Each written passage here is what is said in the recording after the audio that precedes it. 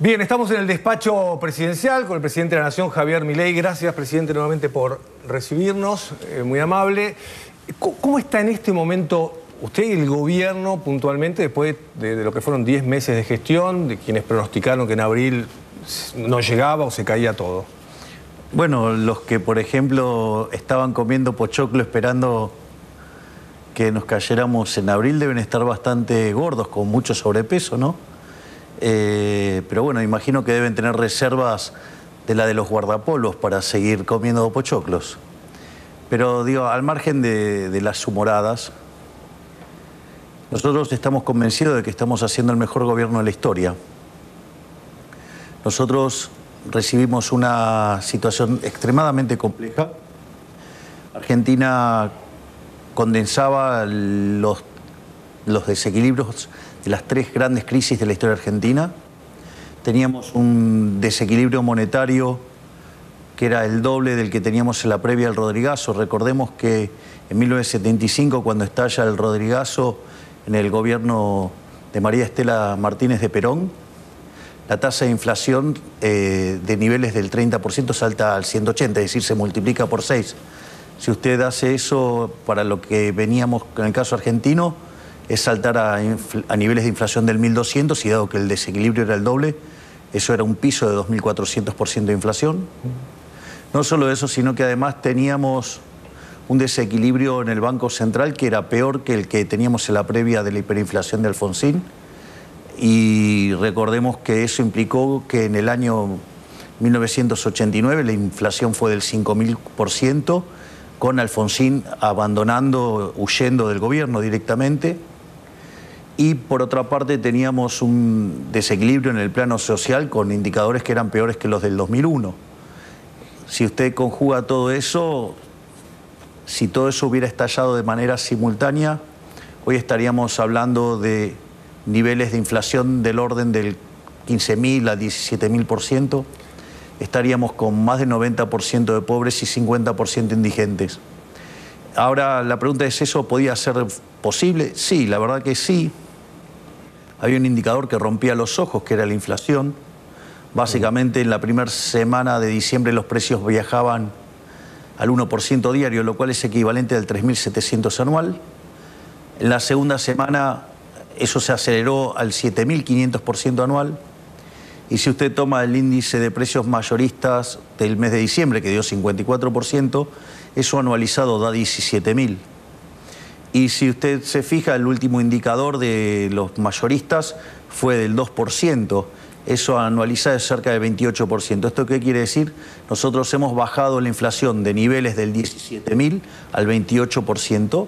¿Y va a seguir bajando? No tenga dudas, no tenga dudas. Pero quiero comentarle algo muy interesante de este proceso de desinflación nunca visto en la historia argentina. En primer lugar, porque no hubo una hiperinflación previa. Una de las cosas que facilita la hiperinflación es la licuación de activos. Por lo tanto, después la recomposición y la estabilización es mucho más fácil. El segundo tema es que además no hubo expropiaciones, no hubo un plan Bonex. No hubo un default de la deuda del Banco Central o cosas por el estilo que, digamos, bajara la presión sobre la política monetaria. No solo eso, sino que además no hicimos controles de precios, no fijamos el tipo de cambio y además hicimos recomposición de precios relativos. Nosotros en todo este proceso además estuvimos subiendo las tarifas porque estaban pisadas en el gobierno anterior y hoy básicamente las tarifas cubren más del 80% del costo. Por lo tanto, haber hecho todo esto en este lapso fue, digamos, verdaderamente increíble. Es decir, no hay registro histórico de haber hecho algo de esas características. Por lo tanto, en materia inflacionaria, que fue uno de los elementos por los cuales la gente nos votó, digamos, estamos cumpliendo a rajatabla.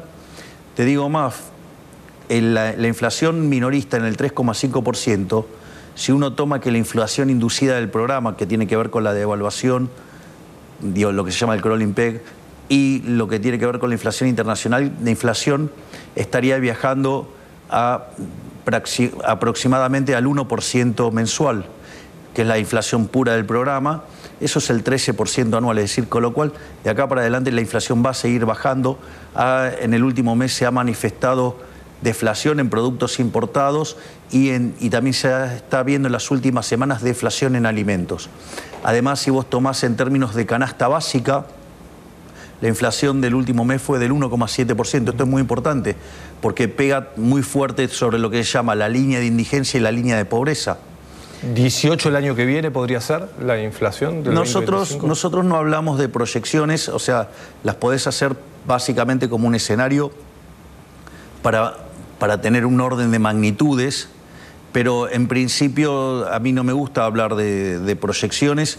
Digamos, la economía es la ciencia de la acción humana, por lo tanto, si yo te digo, ¿qué vas a estar consumiendo vos de acá a 15 días? No lo sabés. Bueno, imagínate si tengo que hacer la proyección para 47 millones de argentinos a lo largo de todo un año. Es una quimera. Vos podés tener idea de cómo... Nosotros básicamente lo que trabajamos es con hipótesis de escenario y en función de eso nos vamos moviendo. Las proyecciones y esas cosas se las dejo para los que se dedican a hacer ese tipo de cosas. Pero entonces, si vos te fijás, en el plano monetario la inflación verdaderamente está bajando mucho. La inflación del programa se está limpiando, que es un tema muy importante que lo resalto todo el tiempo, que es la diferencia entre la inflación observada y la inflación, digamos, inducida por la devaluación y la inflación internacional, porque cuando esa inflación sea cero, quiere decir que el sobrante monetario de la economía desaparece. En ese mismo contexto lo que vos vas a ver es que la base monetaria en el formato tradicional se va a parecer a la base monetaria amplia, es decir, van a desaparecer las LEF y las LECAPs, todos esos elementos que hoy están dentro del balance de los bancos y que son deuda, digamos, con el Tesoro Nacional, y al mismo tiempo van a desaparecer también otros problemas de stocks que tenemos en el balance del Banco Central. Por lo tanto, se termina el sobrante de dinero en la economía y eso permite que vos abras el cepo aún sin tener dólares, porque no hay pesos para que te ataquen. Es más, te digo más... Es una pregunta recurrente. ¿Y cuándo sale el cepo? ¿Y cuándo sale el cepo? A ver, el cepo nosotros lo vamos a abrir. Digamos, yo soy liberal libertario. No hay nada que odie más que algo que restrinja la libertad de los individuos. Ahora, yo no estoy dispuesto a salir a cualquier precio. Una de las cosas que yo sigo sosteniendo es que muchos, en especial el kirchnerismo, consideraba que nosotros no éramos liberales libertarios, sino que creían que éramos liberales libertarados. ¿Por qué? Porque creían que nosotros íbamos a abrir el cepo el primer día. Y fíjate lo que pasaba. Vos tenías la deuda, por ejemplo, remunerada del Banco Central, que eran 4 veces la base monetaria. Y que de tenerla a plazos de 30, 60, 90, 180 y 270 días, el gobierno anterior la pasó a un día. Es decir, que nos podrían haber ejecutado, digamos, esas operaciones y en un día quintuplicarnos la base monetaria. ¿Te imaginas el desastre inflacionario que hubiera sido eso? Al mismo tiempo teníamos vencimiento de deuda en pesos por el equivalente a 90.000 millones de dólares. Teníamos la deuda de la CIRA y los dividendos por 60.000 millones de dólares. Teníamos deuda externa, mayormente con organismos multilaterales, por 25.000 millones de dólares. Imagínate si en ese contexto nosotros abríamos alegremente. Eso hubiera generado un desastre, era lo que ellos esperaban, y que para después sacar a las huestes peronistas, tal como lo hizo Duhalde con Alfonsín en el 2001-2002 para derrocar a De la Rúa, en ese contexto vos lo que hubieras tenido es que para fin del año pasado, o sea, digamos, inicios de nos hubieran derrocado, nos hubieran hecho hacer toda la parte sucia del ajuste, nos hubieran cargado todas las culpas a nosotros y hubieran matado definitivamente la idea de la libertad. Bueno, no le dimos el gusto. Hoy estamos muchísimo más cerca de salir del cepo. El saneamiento del Banco Central es una tarea enorme y reconocida internacionalmente como una obra verdaderamente propia de un cíclope. Pero eso no es todo, porque nosotros en el medio, para que te des una idea, Franco, nosotros haciendo campaña, nosotros dijimos que íbamos a pasar una motosierra. Se nos reían, decían que era imposible ajustar más que un punto del PBI y alguna base tenían, ¿no? Porque de 123 años, 113 Argentina tuvo déficit. Y los 10 que no tuvo déficit es porque estaba en default. Consecuentemente, eso significa que Argentina ha vivido permanentemente con déficit. Y lo que decían que era imposible que hiciéramos en el primer año, nosotros lo hicimos en el primer mes. Y eso lo logramos sistemáticamente. Entonces, al mismo tiempo también hicimos la reforma estructural más grande de la historia argentina. ¿Pero va a haber más motosierra? Sí, porque obvio. eso dijo Sturzenegger en el Sí, coloquio bueno, sí, habla de la motosierra profunda, deep motosierra. Sí, la motosierra no para nunca. En nuestro gobierno la motosierra no va a parar jamás. De hecho, digamos, la baja de gasto público está precisamente enfocada justamente para poder bajar impuestos. En ese contexto nosotros lo que te estaba diciendo de las reformas estructurales, nosotros hicimos una reforma estructural 8 veces más grande que la de Menem. Si uno contempla el DNU con lo que tiene que ver la ley bases, eso significa que hicimos la reforma estructural más grande de la historia argentina, teniendo el 15% de la Cámara de Diputados y el 10% de la Cámara de Senadores. Entonces, y esos son elementos muy importantes de cara al futuro para lo que tiene que ver con el crecimiento económico. Fíjate esto, por un lado tenés factores que hacen a la recuperación cíclica. De hecho, viene subiendo sistemáticamente la utilización de la capacidad instalada. En ese sentido, eso se explica por la mejora del salario real y por la mejora real de las jubilaciones. Eso está impulsando la demanda y está recuperando el uso de la capacidad instalada. ¿Hay una mejora en las jubilaciones? Porque el decreto y la polémica alrededor del veto y demás fue... Pero definitivamente hay una mejora en las jubilaciones. Si vos te fijás, ha crecido más que 10 puntos porcentuales por encima de la inflación. Y si vos lo tomás en términos de lo que hace a medirlas en dólares, se triplicaron. Sí, porque el anterior gobierno nacional y popular que tanto quería la gente dejó unas jubilaciones de $80. Pero también suben los precios. ¿Cómo, está bien, pero digamos los precios que consumen, digamos, los grupos más vulnerables, o sea, crecieron mucho menos que la inflación.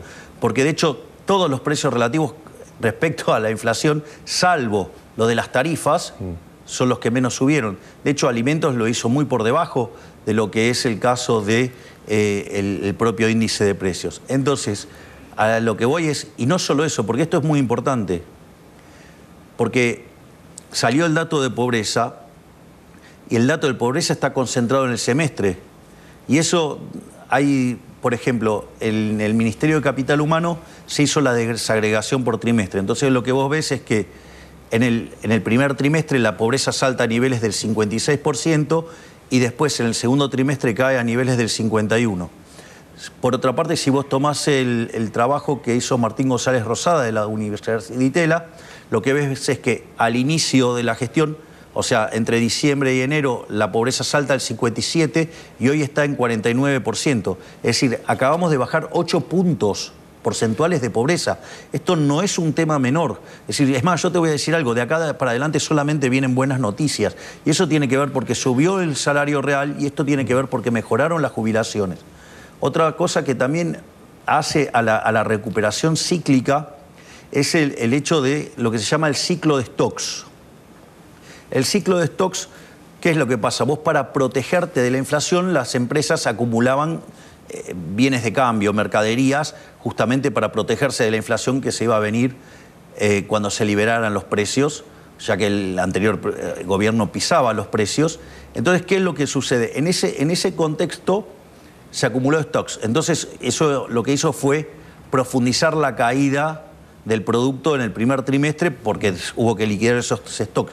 Bueno, ahora hay una recuperación de stocks, por lo tanto, eso también te empuja para arriba el nivel de actividad. Usted explica todo esto económicamente y además lo ha dicho porque quiere que la gente entienda las medidas que va tomando, entonces por eso explica, digamos, cada cosa que fue pasando en la Argentina, porque, por ejemplo, el tema de tarifas, obviamente, para el que hoy paga un boleto de subte o de colectivo o el agua, le vino con un aumento y dice... Pero es más, le hago el contrafáctico. Si quiere, hagamos cero las tarifas. Ahora, la operación y mantenimiento y las inversiones de esos bienes requiere dinero. ¿Con qué lo pagamos? ¿Con qué lo pagamos? Usted me dice. Con inflación, sí. Que es lo que ¿Lo quiere pagar haciendo con emisión monetaria? Bueno, sí, digamos, eso es pagarlo con inflación. Sí. En el fondo, cómo funcionaba.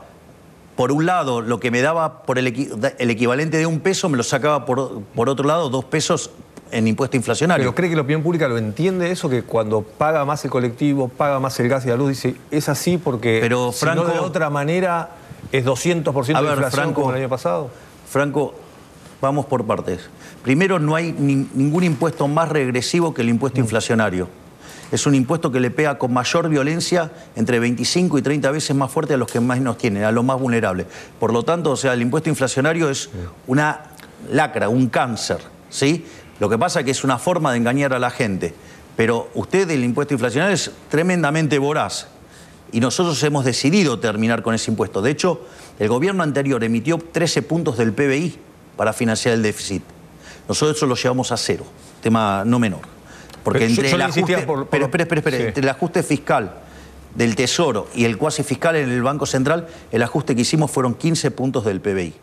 Entonces, digamos, lo quiere financiar con inflación, el remedio es peor que la enfermedad, porque además usted distorsiona todos los precios relativos y por ende la economía que tiene es más chica. Con lo cual, digamos, eso es tremendo. ¿Qué otra forma quiere hacerlo? Digo, porque... Pero cree que la opinión pública lo entiende porque, digo, de otro lado está el kirchnerismo diciendo, de vuelta, no, nosotros está bien de vuelta. Una tarifa más baja, nosotros... A ver, Franco... Y va a pasar el año que viene, en el año electoral, okay. va a haber ese discurso de... Ok, digamos, yo no puedo hacer política económica y política, digamos, mirando la opinión pública. Yo tengo que hacer lo que está bien, lo que hay que hacer. Es decir, por esa forma de mirar la opinión pública, de si las encuestas dicen o si la gente dice o lo que fuera, ¿cuál es el problema? El problema es que por hacer eso llevamos 123 o 124 años de decadencia. Argentina entró al siglo XX siendo uno de los 3 países más ricos del mundo. Hoy está en la mitad de la tabla. ¿Usted qué cree? ¿Que eso es gratis? Argentina era una tierra de oportunidades. Hoy Argentina tiene el 50% de la gente pobre. Tiene, digamos, 2 de cada 3 chicos pobres. Es decir, si quiere seguimos haciendo lo mismo, vamos a estar cada vez peor. Nosotros estamos proponiendo otra cosa.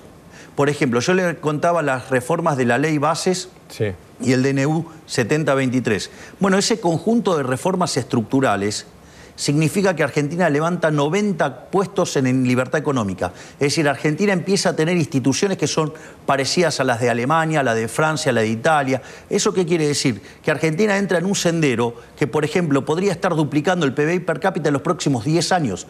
Y eso sería una ganancia de bienestar para todos los argentinos y además sería un tremendo impulso para bajar muy fuertemente la pobreza. Pero no solamente hicimos eso, porque hay otras cosas más también positivas. Por ejemplo, el hecho de terminar con la inflación, al terminar con la distorsión de precios que significa la inflación, los recursos en la economía se asignan de modo más eficiente. Por lo tanto, eso también facilita el crecimiento económico. No solo eso, sino que además, porque esto es muy interesante, el hecho de que nosotros hayamos conseguido el equilibrio fiscal y hemos bajado el riesgo país de 3.000 a 1.100, bueno, esto no es trivial. Primero porque si usted tiene un riesgo país de 3.000, el PBI en Argentina serían 400.000 millones de dólares. Con el riesgo país abajo de 1.100 está por lo menos en 600.000 millones de dólares. Es decir, esa política, digamos, irresponsable de hacer déficit fiscal, de gastar irresponsablemente, nos hace perder 1/3 de PBI, si usted quiere. O nosotros le hicimos ganar a los argentinos un 50% de PBI adicional. Digo, eso como una forma de expresarlo. Pero esto también es interesante porque la baja de la tasa de interés es porque baja el riesgo país. Usted baja el riesgo país, baja la tasa de interés, eso permite que usted acumule más capital. Cuando usted acumula más capital, la productividad del trabajo es más alta. Consecuentemente se puede pagar mayores salarios y por ende la pobreza y la indigencia caen.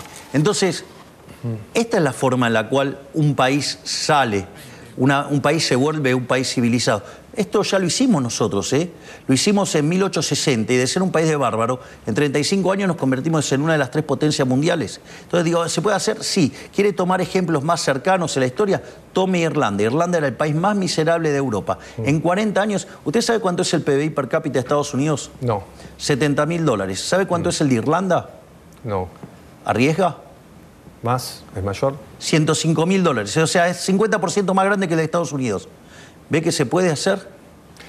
Y ahora, esta fue una semana muy buena en lo económico, ¿no? Usted lo contó recién, bajó el dólar, baja el riesgo país. Ahora, en la calle hubo ruido, ¿no? Tuvo el tema de los estudiantes, hubo situaciones además violentas, hubo situaciones de escrache, ¿no? De piña, de trompada en algunas universidades. ¿Cómo llega? ¿Es política eso o qué cree de los estudiantes, ¿no? ¿Lo siguen apoyando a usted o lo que está pasando es muy interesante el tema de los estudiantes. Es un tema, digamos, porque justamente las universidades es lo que se considera en Argentina una vaca sagrada. De hecho, los políticos perversamente utilizan estas causas nobles para esconder el robo. Lo mismo hicieron también con los planes sociales. Se escondían detrás de los planes sociales de las personas vulnerables para robar. Entonces, fíjese, esto porque es muy interesante, porque cuando esta discusión arrancó, el apoyo a las universidades como institución era 90-10. Hoy ese número es 50-40. La imagen de las universidades cayeron cerca de 30 puntos. Bueno, esto no es porque sí. Esto sucede porque la gente entendió de qué se trata esto. Es decir, acá no está en juego ni la universidad pública, no está en juego el arancelamiento. Lo único que queremos hacer nosotros, básicamente, es poder auditarlas. ¿Sabe cuál es el problema de auditarlas? Que toda la política que vive robando a costa de las universidades no quieren ser auditados. Acá el problema está ahí, que no quieren ser auditados. Ese es un problema no menor. Entonces hay toda una metadiscusión, son toda una suerte de discusiones mentirosas para ocultar cómo roban los políticos con las universidades. Ese es un tema no menor. Es más, no solo que se ha derrumbado brutalmente la imagen de las universidades, sino que además cuando usted mete el problema de la auditoría, la posición del gobierno está favorable en 40-30. Y si usted hace una encuesta preguntando auditoría sí, auditoría no, el gobierno está arriba del 80% arriba, favorable. Sí, claro. Y eso, ¿sabe cómo se ve? Usted lo puede ver muy fácilmente. Yo le voy a dar números estimados por las fuerzas de seguridad sobre las marchas, porque evidentemente los que estaban en la marcha mintieron los números y básicamente los medios, como le tienen miedo a las vacas sagradas, no dicen la verdad. Es decir, porque están más pendientes de cómo va a reaccionar la gente. No le quieren decir. Cosa que si yo hubiera hecho caso a las encuestas, yo sería socialista. Porque cuando yo empecé a ir a televisión, la gente parece que se olvida que yo enfrentaba 15 personas a uno, digamos, donde yo era el único donde defendía la ciudad de la libertad. Yo estaba más solo que Adán en el Día de la Madre. Es decir, ser liberal, cuando yo defendía la ciudad de la libertad, era una mala palabra y las reuniones de liberales en un ascensor sobraba lugar. Eso cambió, claramente. Bueno, eso es un punto a favor. Ahora, fíjese esto. Yo le voy a hablar de los números oficiales de las fuerzas. Después usted corríjalo como quiera, yo no tengo problema. Yo le paso los números que tenemos nosotros. Usted tiene que en la primera marcha hubo 230.000 personas. En la segunda hubo 60.000. Es decir, cayó a un cuarto. O sea, perdió 3/4. 60.000, usted puede juntar 60.000 personas con todo el aparato peronista. Es decir, por ejemplo, solo con camioneros puede armar una marcha de esas características y algunos sindicatos adicionales. Si usted a eso le suma el kirchnerismo, le suma la izquierda, le suma a los radicales, es decir, usted tiene ahí todo el tren fantasma y de 230.000 cayeron a 60.000. ¿Sabe qué quiere decir eso? Que en la segunda marcha casi no había estudiantes. ¿Y sabe qué es lo que usted se da cuenta también? Que cuando fue que se votó el veto en el Congreso, hicieron una convocatoria, juntaron muy poquitos. O sea, ¿qué quiere decir esto? Que los estudiantes empezaron a darse cuenta que los estaban utilizando para defender el robo de los políticos que viven de las universidades. No solo eso, si usted se fija, es muy interesante lo que está pasando con cuando quieren hacer las tomas. Porque aquellos estudiantes que quieren ir a estudiar, que sería lo lógico, ¿no? Querer ir a estudiar, son agredidos, golpeados, ya sea por los kirchneristas, por la izquierda, por los radicales. Es decir, justamente los que están profundamente relacionados con el negocio de las universidades. Y esto es muy interesante porque aún así la gente se está rebelando. Es decir, si usted se fija, ahí las universidades está todo fragmentado. Las últimas manifestaciones que hicieron, verdaderamente, ya, digamos, eran 1.500 personas, 300, por lo tanto, digamos, usted lo que ve es que eso se ha degradado y que los estudiantes tomaron conciencia que efectivamente los estaban utilizando políticamente. El debate va a volver ahora en el presupuesto cuando se discuta el presupuesto educativo del 2025. Bueno, para eso está... Y ahí el gobierno cree no, que... para eso está digamos, el Congreso. Mire, yo mandé una ley que es déficit cero. Usted si quiere aumentar una partida, tiene que bajar otra. Ya está, mire qué fácil. O sea, si quiere más presupuesto para educación... Que se lo saquen a otro. Que lo determinen los políticos. Mire qué fácil. Pero el déficit cero no se negocia. ¿Se sintió acompañado con el veto cuando tuvo que vetar a los jubilados y hubo 87 diputados, ahora cuando tuvo que vetar el tema del financiamiento educativo? Y obviamente, y he manifestado mi agradecimiento a todos los diputados que no son de La Libertad Avanza que acompañaron. La verdad es que estoy muy satisfecho porque son personas que han decidido poner primero los intereses de la patria por sobre, digamos, los intereses mezquinos de la política. Yo creo que la imagen más repugnante, más rastrera y miserable de la política la mostró el discurso de Miguel Pichetto.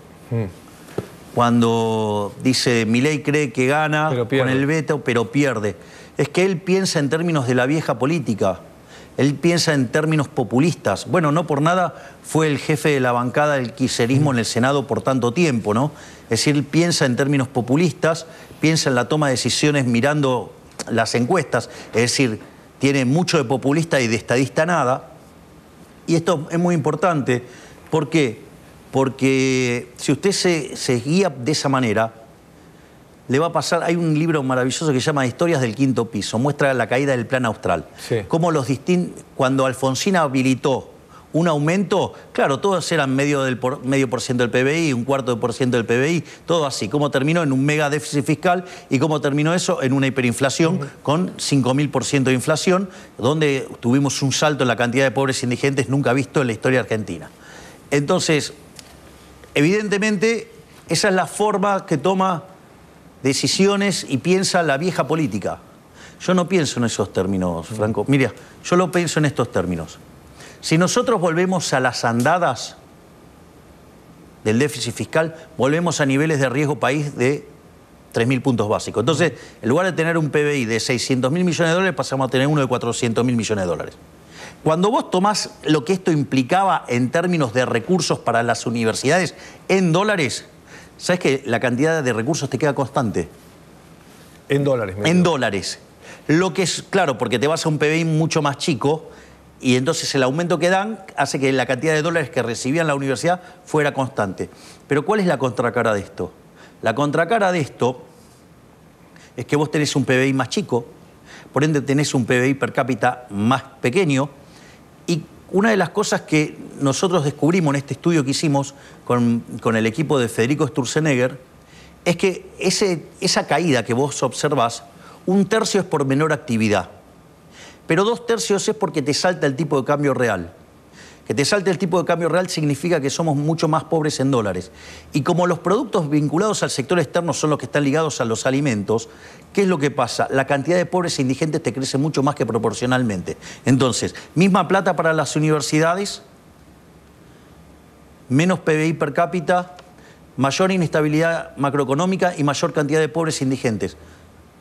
Digo, me parece que la cuenta no cierra para nadie, porque hay un espacio que quedará constante y todos los demás pierden. Entonces, o una de dos, o no saben hacer las cuentas, o verdaderamente están haciendo una movida política. Y claramente tiene que ver con una movida política. Están desesperados porque se les están terminando las cajas desde las que roban.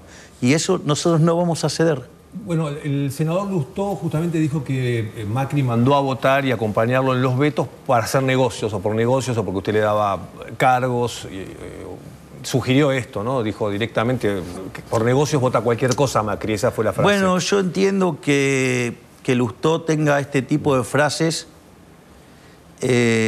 porque claro, él piensa así. Usted recuerde que el ladrón cree a todo el mundo de su misma condición.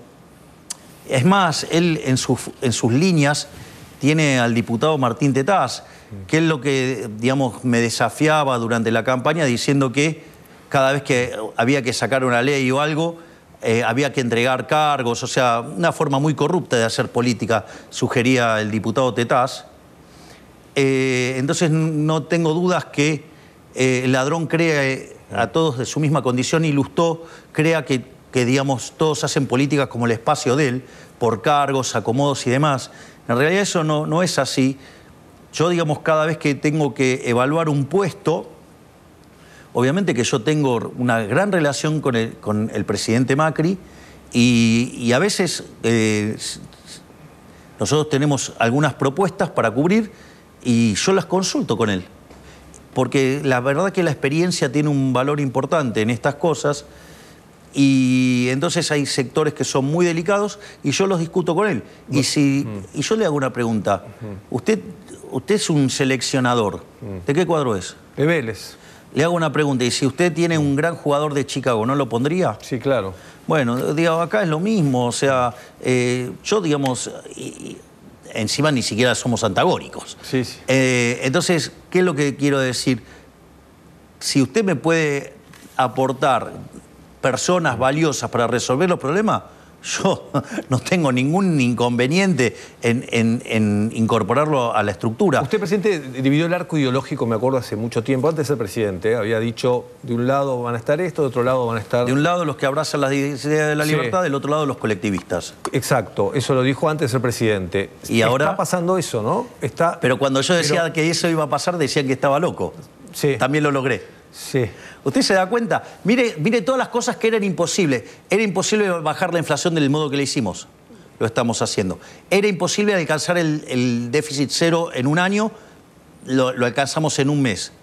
Era imposible limpiar el balance del Banco Central. Lo hicimos en 6 meses. Era imposible terminar con los piquetes. Lo terminamos al mes de gestión. Hace 4 meses que no hay un solo piquete y no se volvió a cortar nunca más la calle. ¿Qué me cuenta? Mire la cantidad de cosas que eran imposibles y que nosotros las estamos haciendo, pese a tener la menor representación de la historia. Sí. Es más, si yo le hubiera dicho que íbamos a hacer una reforma que era 8 veces más grande que la de Menem, que fue la más grande de la historia, con 15% de la Cámara de Diputados y 10% de la Cámara de Senadores, ¿qué me hubiera dicho? No, muy difícil, pero... Bueno, de hecho lo hicimos. ¿Y ahora el 2025 van a ir juntos? ¿Van a estar con...? ¿Eso está claro o todavía hay mucho para discutir? Por ejemplo, en Provincia de Buenos Aires, ¿van a hacer una alianza el PRO y la Libertad Avanza? Nosotros tenemos un alto grado de afinidad y estamos dispuestos a cada día trabajar juntos de manera mucho más profunda. Y eso imagino que hacia el 2025 lo más probable es que nos encuentre juntos defendiendo la ideas de la libertad. ¿En la ciudad también? A mí mi idea es ir, digamos, llegar a una confluencia total en todo el país. Y está trabajando Karina Milei en el armado del partido en todo el país. Exactamente, ya tenemos partido. Sí. Algo que también decían que era imposible. Sí, cierto. Y, bueno, usted se da cuenta, ¿no? ¿Va a ser candidata? Nosotros somos un gobierno que ha corrido todos los límites de lo que se llamaba imposible. Para nosotros no hay nada imposible. Ahora le quiero preguntar qué viene, pero no quiero perderme de preguntar si Karina va a ser candidata el año que viene, si está decidido, si es una posibilidad. Mire, está en París en este momento. Sí. Está presentando Marca País. O sea, una forma de llevar los productos argentinos al mundo y mostrar la Argentina al mundo. Lo interesante es que es una decisión de ella. Yo le diría que no la veo con intenciones. O sea, creo que lo hace más por el hecho de que tengamos una estructura y no tengamos que ceder a ciertas extorsiones propias de la política. Pero eso tiene que ver con las preferencias de ella. Mire, yo le voy a decir algo. A mí cuando Spert a fines del 2018 se lanzó a la carrera electoral en New York City, recuerdo que vino nuestro prócer, el máximo prócer de la Ideas de la Libertad en Argentina, que es Alberto Venegas Lynch, hijo, el papá de Berti. Sí. Sí, claro. Qué diputado metí ahí, la verdad.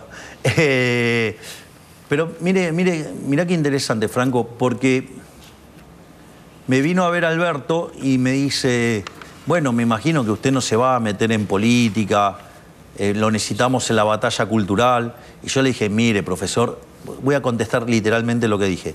Ni en pedo. Claro. Bueno. Estás presidente de la Nación. Es el presidente de la Nación. Claro. Pero, por lo tanto, digamos, esas cosas son dinámicas. Podría ser candidata, lo va a decir Karina Milei. Es una cuestión de ella. Digo, te propongo que vengas otro día, vayas a la oficina de al lado y le preguntes a ella. Yo, en principio, para hacer ese tipo de pronósticos no soy muy bueno, que digamos. Y lo llevo ahora sí al tema oposición. Lo ve a Axel Kicillof como el candidato del kirchnerismo, a Cristina Kirchner, que están peleando entre ellos, están discutiendo poder. Y usted, el gobierno parece querer polarizar con Cristina. No es un problema para mí, es un problema de la oposición. Es un problema de la oposición. Ahora, digo, también hay una parte de morbo y que me encantaría meterle el último clavo al cajón del kirchnerismo con Cristina adentro. Frase fuerte del presidente Javier Milei respecto a que quiere ser quien ponga, dice él, el último clavo al cajón del kirchnerismo con Cristina adentro, dice el presidente de la Nación. Quedan algunos aspectos relevantes. Lo que vamos a ver ahora es, bueno, un momento de tensión, uno de los capítulos que tiene que ver con los medios de comunicación. Para Milei, el 85% de los medios, de los periodistas mienten. Él está enojado con ese 85% y, bueno, fíjate que es un momento de mucha tensión porque además habla de nosotros, de TN puntualmente, y de un compañero nuestro como es Marcelo Bonelli. Así que se da un momento de mucha tensión por el tema medios de comunicación. Mirá. Voy a mantener las universidades públicas no aranceladas y dicen todo lo contrario. O mire todas las cosas que dijeron en la campaña negativa. Fíjese lo grave de esa campaña negativa, donde los medios fueron cómplices de expandir todas esas mentiras. Entonces, ahí en ese... De hecho, me hicieron la campaña negativa más grande de la historia de la humanidad. Eso para tener claro, y que hubo fuerte complicidad en los medios y en los periodistas mintiendo abiertamente por dinero en contra de una persona. Metiéndose con mi familia, con mis perros, con todos. O sea, solo para... Eso pasó, pero no pasó en No. Pasó, pero el lomo que se lo bancó fue el mío. No, y sigue pasando, porque bueno, hay situaciones, entonces, pero digo, también hay un rol del periodismo que es muy bueno, no todo es lo mismo. No, solamente es el 85% el que miente todo el tiempo. Entonces, lo que digo es, la verdad que lo que digan ya, digamos, me tiene sin cuidado, si el 85% de lo que dicen es mentira. Así que digo, ¿cuál es el problema? Pero usted, ¿qué interpretación haga? Que haga la que quieran. En algún momento Trump, por ejemplo, dijo que él atacaba a los medios porque buscaba desacreditar para que después los medios no lo ataquen a él. Entonces le pregunto, ¿a usted le pasa eso con el periodismo, que no le gusta que lo critiquen o está enojado por todo porque en la campaña hubo mentiras? A ver, ¿sabes qué? Mira, vos me querés preguntar, digo, yo te contesto. Voy a ir contra un periodista de tu casa. No, presidente. Ahí está. No, dale. Digo, pará, ¿te gusta ¿te gusta el durazno? Bancate la pelusa. ¿te gusta el durazno? Bancate la pelusa. ¿Te gusta el durazno? Bancate la pelusa. ¿Vos me planteaste el punto? A ver. Yo te contesto. El señor Marcelo Bonelli. El señor Marcelo Bonelli mintió descaradamente sobre el motivo del alejamiento de Mario Russo, ministro de Salud. Mario Russo, por cuestiones personales y por cuestiones de funcionamiento, decidió renunciar. Un profesional enorme, honesto, buena persona, y el señor Bonelli dijo que lo eché por chorro. Eso le ensucia el currículum, le ensucia su vida a una persona absolutamente inocente. No solo eso, porque además, frente a esta calumnia, injuria, esta forma en la que ensució vilmente el señor Marcelo Bonelli a Mario Russo, esto es gravísimo, porque la ministra Petovelo llamó y le aclaró que eso no era así. No, porque esto es gravísimo. Sí, ahora entonces, no sí. solo que se lo aclaró, se lo explicó y se lo dijo, sino que al otro día en Radio Mitre lo repitió. Motivo por el cual la ministra Petovelo levanta ese fragmento diciendo que es mentira, y obviamente yo me metí eso, y después Bonelli llama, digamos, no, porque esto es más grave, y lo voy a contar todo, ¿sí? Porque esto es muchísimo más grave. Entonces llama llorando, no, pero ¿cómo el presidente me va a hacer eso? Cuando estaba mintiendo, estaba ensuciando a una persona, le estaba arruinando su vida profesional, diciendo que es chorro, lo cual es inadmisible. Igual después Franco, no decir algo a mí. No, sí. Bueno, está bien, digo, a mí me importa nada. Lo sé, pero... A ver, lo que voy a decir es lo siguiente. No solo eso, porque cuando ya, digamos, Bonelli llama llorando, ¿sí? Como han pasado otros por acá, periodista de la casa también llorando después de haber mentido abiertamente sobre la campaña. Entonces, en ese contexto, lo que le dice, no, a mí me lo dijo una alta fuente. Entonces, ¿cómo alta fuente? No, bueno, la alta fuente número 1 no, porque el presidente no me contesta el teléfono. Entonces, ¿quién te lo dijo? Entonces le dice que se lo dijo Santiago Caputo. A mí me resultó raro porque yo tengo claro que Santiago Caputo no habla con Bonelli. Entonces yo lo llamo a Santiago Caputo y valido con él. No, efectivamente no habla con Bonelli. Entonces, vos te das cuenta de lo grave. Ensució a una persona y además me metió ruido adentro del... Porque si Sandra Petovelo no me lo comenta y yo no voy a chequear y a buscar la información... Ya dijo todo usted, presidente. Déjeme decir dos cosas. No, tengo un montón de cosas más para decir de los medios. Pero quiero decir dos cosas yo ahora. Una es, primero, Marcelo Bonelli tiene una gran trayectoria y como cualquier periodista puede cometer errores. ¿A usted le parece eso? ¿Le parece un error? ¿Eso le parece un error menor? Para no debatir con usted. ¿A usted le parece un error menor mentir abiertamente, ensuciar, calumniar, injuriar a una persona? ¿A usted le parece razonable que hay periodistas que extorsionan a personas? Permítame decir esto y lo cierro acá. Estamos muchas horas al aire y muchas veces cometemos errores como cualquier persona. Te lo tomo, Franco. No sé el caso puntual porque no es mi tema y no me corresponde a mí. ¿Sabes lo que es? ¿Sabes lo que pasa con el error? Yo te voy a decir algo. El error, por definición, tiene media cero. Es lo que se conoce como ruido blanco. O sea, un día te equivocás de un lado y otro día te equivocás del otro. Una de las cosas que yo hago es traquearlos a ustedes. Yo los traqueo. Y hay algunos que tienen un problema que estadísticamente se llama autocorrelación. Se equivocan siempre del mismo lado. Sí. El señor Bonelli se equivoca siempre del mismo lado. Bueno. Por ejemplo. Yo digo esto, nosotros estamos muchas horas al aire y muchas veces cometemos errores. Pero vos, ¿qué te crees? Y cuando cometemos errores lo decimos. No, mentira. Porque nunca he visto, digamos, por ejemplo, pedir perdón a aquellos inmorales que dijeron que yo me acuesto con mi hermana o que me acuesto con mis perros. Ok, listo. Bueno, digamos, si hay otros periodistas... Eso no pasó en el canal. Y hay otros periodistas que me han dicho nazi, y hay otros que me han dicho nazi hitleriano. ¿Y quién pidió disculpas? Ninguno.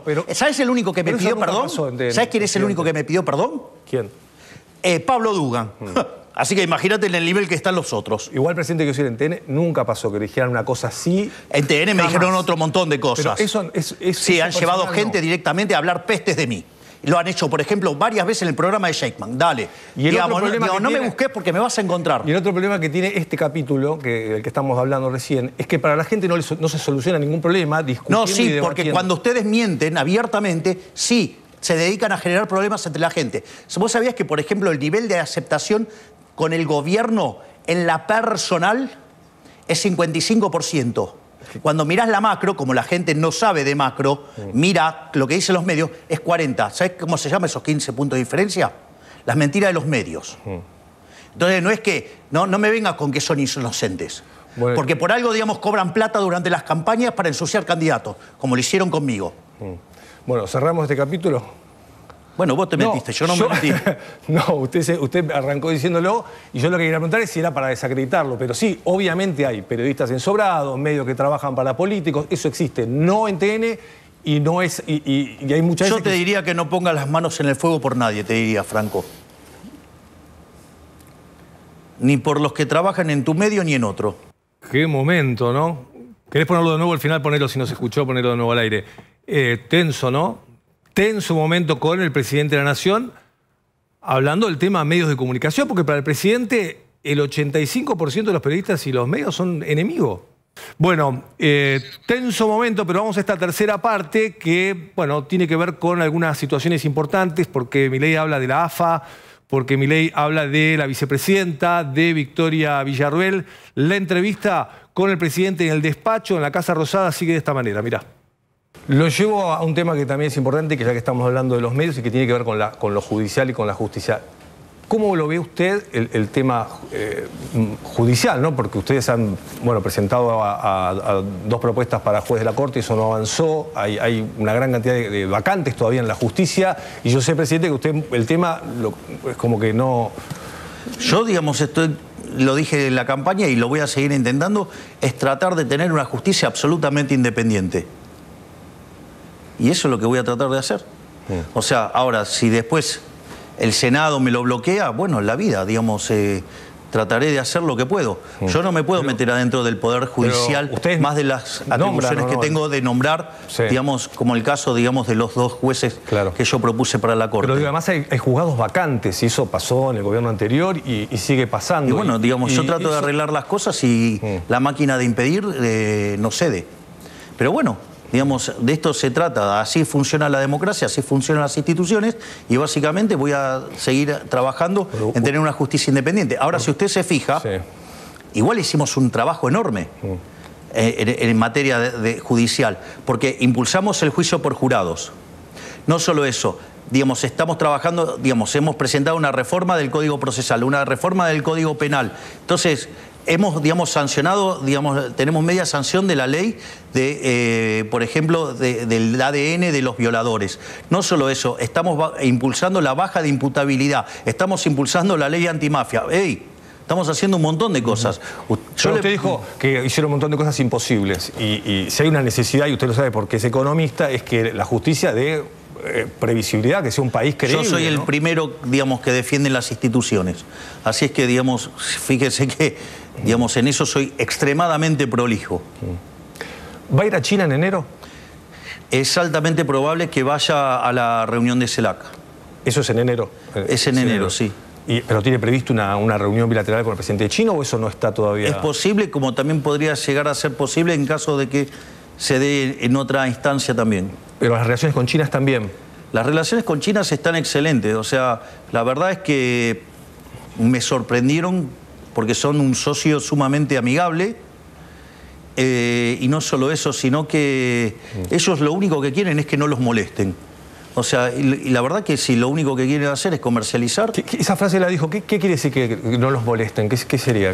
No, digamos, o sea, no entrar en confrontaciones. O sea, ellos lo que quieren es ser un socio comercial. Y la verdad que los productos que necesita China, digamos, nosotros somos grandes productores. Por lo tanto, hay una ganancia de bienestar mutua de explotar las oportunidades de comercio. ¿Y eso tiene algún impacto en la relación con Estados Unidos, que usted siempre la marcó como prioritaria? Bueno, yo en términos geopolíticos soy aliado de Estados Unidos, de Israel y de todo lo que se llama el mundo libre, que son todas las democracias liberales. O sea, yo estoy a favor del mundo libre y en contra de los autócratas. Y eso le tiene que quedar bien claro. Eso yo lo dije en campaña. Y fíjese esto, mi posición a favor de Israel, defendiendo, digamos, el derecho a legítima defensa de Israel, digamos, fue el que más profundo fue eso. No solo eso, además lo reafirmé en la ONU, no solo eso, sino que también fui el primero en defender a Ucrania contra Rusia. Entonces, usted me va a encontrar siempre del lado correcto de la historia. Pero China igualmente es un país comunista. Bueno, está bien, digamos, pero mientras que, digamos, o sea, no se meta con otros países... Y yo se lo pregunté, pero falta tan poco, se tengo que preguntar de nuevo. 5 de noviembre votan en Estados Unidos. Presidente, ¿usted le da lo mismo que gane Trump o Kamala Harris? Yo le voy a explicar de vuelta. Cuando se lo pregunté estaba Biden, así que se lo puedo volver a preguntar. Le voy a preguntar de nuevo, le voy a decir de vuelta. A mí me eligieron para ser presidente de los argentinos. Estratégicamente yo he decidido ser aliado de Estados Unidos. Y eso es independientemente de mis preferencias, ya sea ganen los republicanos o ganen los demócratas, yo voy a seguir siendo un aliado de Estados Unidos. Clarísimo. 3 preguntas finales. Una, puntualmente el tema AFA, tema fútbol, ¿lo está siguiendo? Sí, claramente, porque me parece que es una de las batallas más importantes a dar. Primero porque Argentina es el semillero del mundo. Es decir, los mejores jugadores de fútbol del mundo salen de acá. y nosotros podríamos tener una liga local de muchísima mejor calidad si no fuera por los manejos turbios que tiene la AFA. De hecho, la Inspección General de Justicia ordenó que era inválido hacer el adelantamiento de elecciones que propuso el señor Tapia. Es decir, parecen Venezuela con Maduro, ¿no? Que adelantaron la Navidad. Bueno, adelantaron las elecciones de manera irregular. Por lo tanto, esta causa va a seguir en la justicia. Y además también debería haber una apertura mental por parte de las personas acerca de que nadie está obligado a cambiar de modelo societario. Pero si alguien lo quisiera hacer, tienen que darle la posibilidad. Es decir, ¿cuál es el problema? ¿Por qué les molesta que la gente pueda elegir? ¿Por qué vos no podés elegir la forma en la cual te vas a asociar con otros? ¿Por qué si decidís un formato societario, digamos, la AFA te va a estar persiguiendo porque no es el formato que favorece a las cosas irregulares que tiene la AFA? Cosa que además la vamos a investigar. ¿La van a investigar? No, ¿a usted qué le parece? ¿En qué sentido la van a investigar? Y vamos a ver, digamos, porque quizás tienen situaciones irregulares. ¿Eso lo va a hacer la Inspección General de Justicia? Lo hará el órgano que tiene que revisar este tipo de cuestiones. Y le pregunto también por Victoria Villarroel. ¿Qué le pareció la visita porque arrancó la entrevista hablando del Rodrigazo de María Estela Martínez de Perón y me quedé pensando qué le pareció el busto en el Senado y la foto además de su vicepresidenta? ¿Acompaña eso? Yo no lo hubiera hecho. Para mí el caso de la señora María Estela Martínez de Perón, digamos, no realza a las mujeres, sino que creo que todo lo contrario. Digo, no creo que, digamos, haya llegado a ese lugar por sus méritos, digamos, intelectuales y profesionales. Yo creo que ahí, digamos, hay un error. No solo eso, sino que además me parece que ser, digamos, un gobierno de las características del de María Estela Martínez de Perón, que derivó en el Rodrigazo, que implicó sextuplicar, digamos, la tasa de inflación, quintuplicar la cantidad de pobres, me parece que no es un modelo a seguir, y tampoco me parece razonable hacer una reivindicación de alguien que creó la AAA. Y que además durante su gobierno se firmó el decreto de aniquilamiento, cuando en realidad las Fuerzas Armadas y las Fuerzas de Seguridad venían combatiendo a la guerrilla desde el año 69 con otros instrumentos. Entonces, desde mi punto de vista, yo no lo hubiera hecho, pero de vuelta, no somos manada, digamos, ella tiene una visión de las cosas y yo no comparto. Digamos, si ella quiere poner un busto de María Estela Martínez de Perón en el Senado, bueno, digamos, es la casa de ella. Digo, en la mía no la va a encontrar seguro. Y la última pregunta tiene que ver con mirar hacia adelante. ¿Qué siente que ya hicieron? Usted describió muy bien todo lo que hicieron hasta ahora. ¿Qué falta? ¿Qué podemos pensar? Digo, pensando en la gente en casa que está mirando, los argentinos, lo que le cuesta pagar el colectivo, llegar a fin de mes. ¿Qué falta? ¿Qué se viene? Dijo que hicieron un montón de cosas imposibles de hacer y que le hicieron en menos tiempo de lo que esperaban. ¿Qué se puede pensar o se quiere prometer para los próximos meses? Mire, yo lo único que tengo para decirle es que de acá en adelante solo va a haber buenas noticias. Usted va a ver que la inflación va a seguir bajando. Puede tener un comportamiento errático, pero va a seguir el comportamiento a la baja. Va a seguir la recuperación económica. Va a venir un proceso de fuerte crecimiento económico. Van a seguir mejorando los salarios reales. Van a seguir mejorando las jubilaciones. Va a haber cada día menos pobres y menos indigentes, y esas son las cosas que se vienen para adelante. Entiendo que a la gente le demanda tiempo para asimilarlo, pero bueno, así es como funciona. Es decir, no puedo pretender que la gente esté entrenada en mirar números, porque digo, eso es lo que es mi profesión de base, ¿no? Presidente, gracias por habernos recibido en el despacho y en la Casa Rosada. No, por favor, un placer enorme, Franco. Muy amable. Gracias.